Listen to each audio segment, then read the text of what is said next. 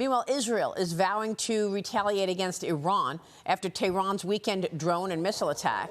Israeli Prime Minister Benjamin Netanyahu's war cabinet is expected to meet today for more discussions on its retaliation in response. But Iranian President Reza is warning that any action against Iranian interests will be met with a, quote, severe, widespread and painful response. Joining me right now is the exiled Crown Prince of Iran, His Royal Highness Reza Pahlavi. Your Royal Highness, thanks very much for being here this morning. Good morning, Maria. Good to be back with you. What do you expect will be this severe response that Iran is threatening? Well, first of all, Maria, let's understand one thing. The regime is very weak and vulnerable day by day, and a lot of what it's done lately is mostly to satisfy its base for purposes of domestic consumption. When you come to think of it, we have a situation where Iranians today are facing official 45% inflation. Our currency has been devalued to up to 10,000 what it was at the time of the revolution. People are standing in lines for food and for fuel. Meanwhile, the regime has spent billions of dollars on a so-called missile arsenals, and all of it has gone to waste. And people are asking, why are we doing this? Why is Iran today selling cheap oil to China and the people are still starving? So these are all games to detract attention from what the focus should be on, which is the people of Iran itself. And of course, the regime is trying to avoid that. It's all part of the same tactic of deflecting attention while maintaining repression at home and still continuing their aggression abroad. And you have been trying to fight for the Iranian people. I'm going to get back to this in a moment because I want to get your take on what catalyst it would take to get them to demand regime change. But let me first get your take on allies and a response from the United States. Treasury Secretary Janet Yellen says that the U.S. plans to impose new sanctions on Iran in the coming days. Watch this. In discussions I've had, all options to disrupt terrorist financing of Iran continue to be on the table. We have been working to diminish Iran's ability to export oil.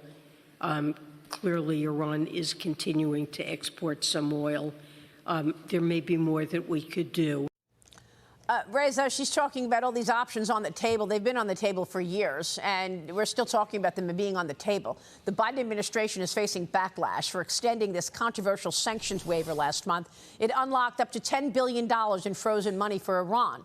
Biden is also making a $6 billion prisoner swap deal with Iran. That, of course, as you know, happened last year.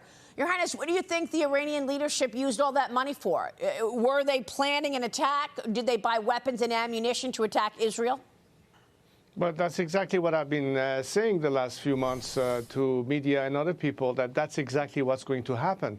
When you have a regime that is going to use all of its revenue, not on the people of Iran, but to support its proxies, to get more money so they can do that, and of course be emboldened by this kind of appeasement approach, we should not be surprised that we have arrived at where we are today. From the Houthis to Hamas, we have the same problem regionally.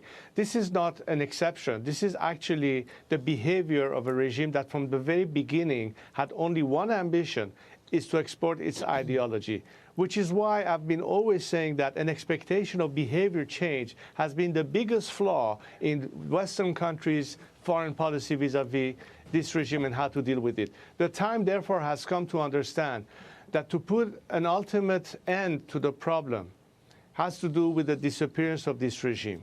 This actually is the ask of the Iranian people who are fed up with this system. Right. And I believe that by bringing additional pressure, it will facilitate that process of change.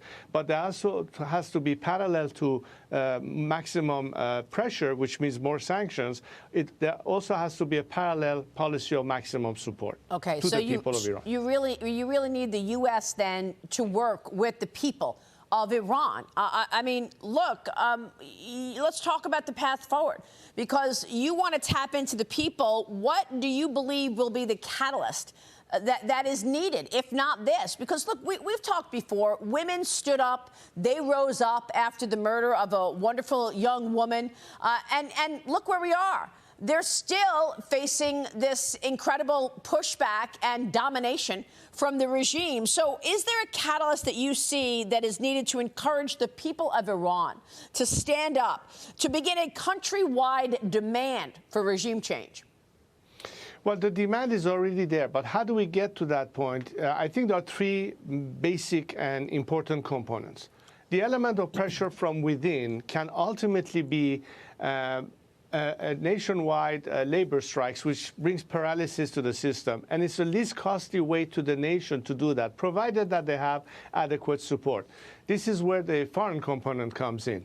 If there is a direct policy of maximum support to the people in various ways, it could be internet access, it could be funding labor strikes, and so on and so forth, that will create the impetus. But most importantly, when the strong message of leadership emanates from the outside world, it sends also a very strong message to elements that want out, that want to defect, that want to peel away from the regime. They need to have hope that beyond this regime, it's going to be a stable scenario. We're not talking about crisis. We're not talking about anarchy. And domestic leadership is important also. And the role that I'm trying to play in all of this is to provide that kind of interim leadership within a constitutional process that will let the Iranian people finally decide what they want. We need to work with leaders around the world, with leaders within Iran, to bring about this alternative in a concrete way. And when this alternative becomes more concrete for the nation, then they will be more comfortable in committing ultimately to an uprising and finally putting an end to this regime. But as you say, the uprising needs a partner in the White House, needs, sanctions to be there, ultimate pressure to be there.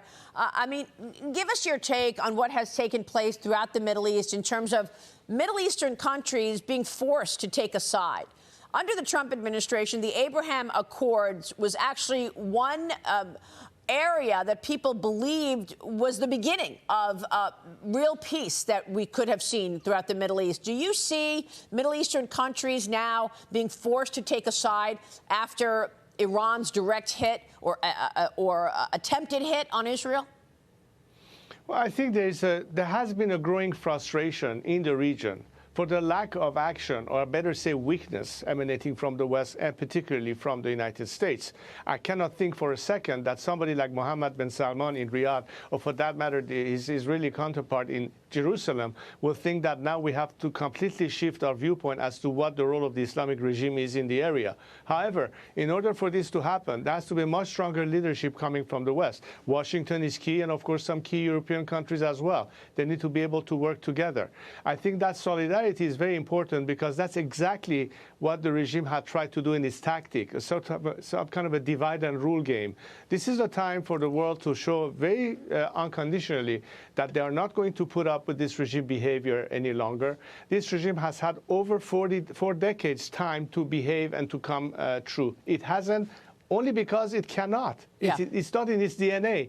That needs to be understood by the world. Meanwhile, however, you have the most natural ally in the Iranian people as boots on the ground, so to speak, who have the very same values and the very same desire that America champions in the name of freedom and human rights.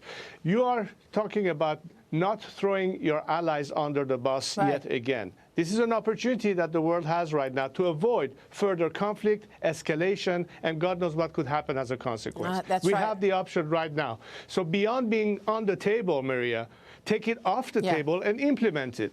That's right. Well said. Reza Pahlavi, good to see you, sir. Thanks very much. We'll be watching. Thank you, Maria.